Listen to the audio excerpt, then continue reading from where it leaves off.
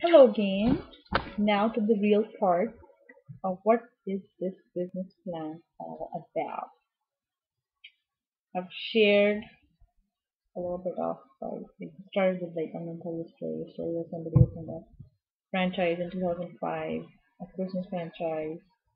Almost failed it in the fourth year, but we've made it. Um, the lease expires in 2015, and I'm planning to reopen it as an independent restaurant under JMT, which is our corporation, and do a hot and cold concept of cold beer and hot sandwiches. We have the equipment, so it's not going to cost quite a bit of invest. It's not going to require a huge investment from me personally or from anybody else to get the concept going. Story about Mike Leach. Like him, he needs to win some games, but I'm sure he will. Spoke the language of the player's game, reputation of too good to play, passionate and upfront, like I said, and I don't know if the leadership style is abrupt or blunt or somebody made a video of Hitler, but it works. Whatever he does has worked in the past. My business plan is realistic, comprehensive, practical, doesn't require a huge amount of investment, and based on my experience, I think we will do good. Motivation is everything. Um, Backed up with a good business plan. Like we had a couple of great books, and I think Alexander was one of the 9 block creators. So I've used that 9 blocks, which I guess we were supposed to use anyways, but this is how I've used them, and I'll go into it really quick. The number one reason that any entrepreneur goes into business is like any other business: increase revenue, decrease expenses, at the end of the day, make profit. One of my goals has been and always will be, since I started JMT, was also to include charity, and I'm going to reinforce that. It's good to give back, whichever way we can give back: coaching, money, helping somebody. Um, it always has been a big part. So, anyways, coming to the business plan is to generate revenue. The 9 building blocks, I'm sorry, I'm going to go up and down because I was told that I should try to memorize everything, but I can't do it. Too much life happens all the time. So, objective for me and JMT would be to open the restaurant by 2015, planning in June, get 70% return customers by end of year 1, which I will base on marketing and loyalty from existing customers. Mission is to make hot and cold the hot spot for tap beer and sandwich in Shader Park. It's a beer and sandwich concept. I have always wanted to introduce beer, had many conversations with the Quiznos reps, and there are too many regulations, too many obligations to the franchise. But if I'm going independent, I just thought it was an amazing, lucrative, a great innovative idea for Shader Park. So I went ahead and did that business plan. I'm not gonna practically do it now, but I'm focused and wasted, and I hope I didn't waste, but I've invested a lot of my time and energy in making this business plan. Keys to success, I think major key for me is the location. Our presence. We've had a presence there for the past 8 years, and people know there's a restaurant, and the landlord has struck a really good deal with me. That was one of the motivating factors that I decided to do and venture into this concept.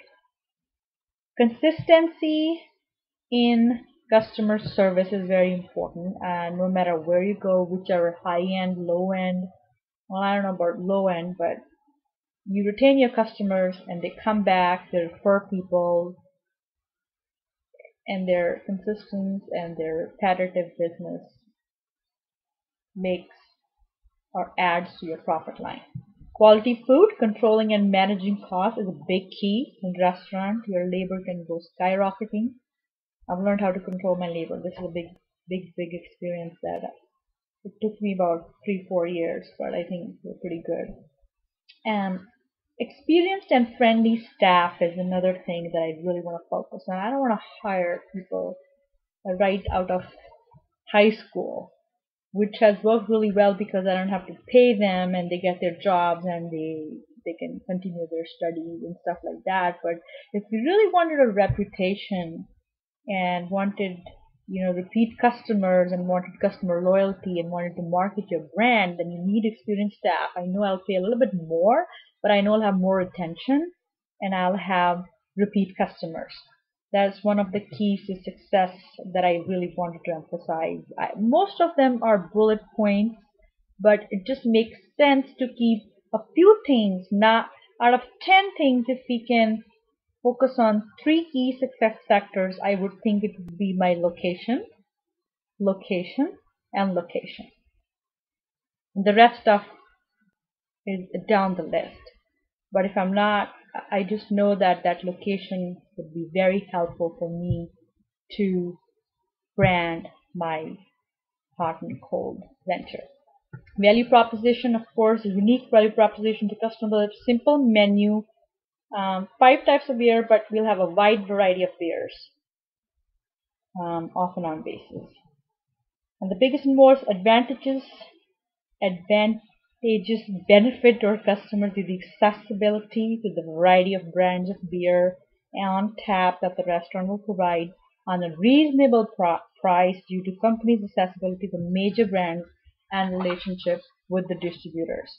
I've started my customer segment. I've done my target segment, and of course there's a PDF attached. You can go look at it, but the target population that I want to focus on, which is not something that is a 20-mile radius or it's about 500,000 people. No, my target market is 44,000 and like 20, if the Census Bureau is correct, is my population, the target, the main consumers. 21,000 some odd are male, and then 22,706. So 51% is female. They are the major decision makers so far that I have seen when people come. And trust me, I've been running the restaurant for a long time. Men just have a tendency of looking at me, what do you want? So, but then we have also focus groups, and then we've had some surveys, and most of them say yes, female population will tell you what to buy. We've done the population demographics. The population is going to be consistent, not decreasing, but consistent. So I don't think anytime soon people are going to leave Sheridan Park and go somewhere else. I've done my consumer expenditure analysis, and that says that the lunch out of, let's say, 1,000 ticket of 1,000, the lunch is going to be about $688, which is pretty good. And the annual retail beer, wine, and liquor stores did very good. They're up 0.6%. And if I look at the projections in a few categories, in those few categories, food service and drinking places are going to do, actually, after grocery was 29.10, and food service was 24.57.17. So that tells me, from looking at the data, from analyzing it, from what everybody says and what it kind of works to analyze data, of course, practical purposes in these days, marketing, internet. So everything tells me that yes, I'm driving myself towards the right goal. Channels, of course, I've done a little bit of that. You can read it in. We have been working with Garland Printing for a long time.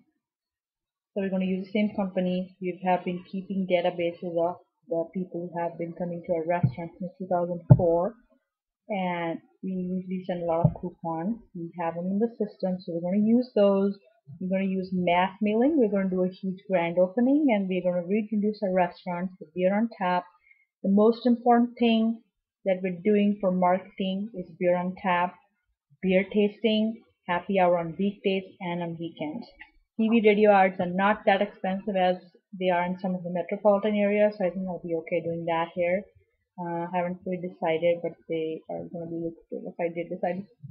Key activities, my short-term plan, of course, is grand opening, mass mailing coupons, putting flyers, handing out flyers, because my employees will do that. And mostly if I wanted to hire somebody at college, I will hire them so I don't have to pay them much to go distribute flyers or do door hangers or create a brand awareness. And customer service achievement probably is going to be through my experienced uh, employees. And I'm thinking short term I should increase the market share in the market segment by 5% in 2020 in the first year, that's 2015. Long term is become the number one brand in 4 years. Marketing strategy, target strategy, again, it's all kind of hooked up into marketing activities. I have to get involved with the community. Doesn't matter what business you are, you have to get involved with the community, with the school, with the universities, with whatever is happening in your community, with the business offices. That's how we have been able to retain the clients that we've had in the past. Positioning strategy would be something I have to position and kind of focus on my concept of cold beer hot sandwich and product attributes to the beer and tap and easy 3-step menu. Just like I'm sure everybody's been to a Quiznos, there's a base hood, there's a finisher, and then you go to the cash register. So order your sandwich, order your beer, pay the cashier, you're done. Boom, boom, boom. 3 steps. Take your food, go sit down, enjoy. There'll be relaxing music, and hopefully I'll be able to run off with this concept. I have key resources and partnerships. We have convenience stores, so I do have a lot of partnerships that we have with the distributors, but I have to make some contacts, and we'll have to make a few more contacts in the brewery side, but they have introduced me to a few people, and breweries are more than ready to come and give some hot deals to you. Cost structures, of course, in my PDF: food, cost, beverage, administrative. I have tried to keep food at 30%, 25% beverage, administrative 20%, and then the projections. The company projections are based on average daily order ticket of the past ration, which does not include alcohol beverages. The addition of beer will increase the average order from 60 to 80 daily, but due to low pricing, target market, and low economic growth, the profits are being projected on really low margins and expectations, which again, I would rather be practical than project some huge numbers, which are not feasible. And this is a feasibility study. So in the end, again, and you can look at all the cost structures, but the 9 blocks that I covered pretty much really help put a plan into reality. I would say anytime we have something written makes us focus on that plan, but I won't be afraid or scared to change a plan or change my strategy if I deem appropriate at that point. And if I foresee that I would be losing money if the market is changing, or if I need to change my positioning, or if I need to get some more ideas and once I start getting feedback the first year, I would not hesitate to change my plan. So anyways, that was just what my business plan was. I have my references, and I hope you enjoy your presentation, which right now I'm kind of tired, but hopefully it's good, and hopefully this flies. Thank you very much for your time.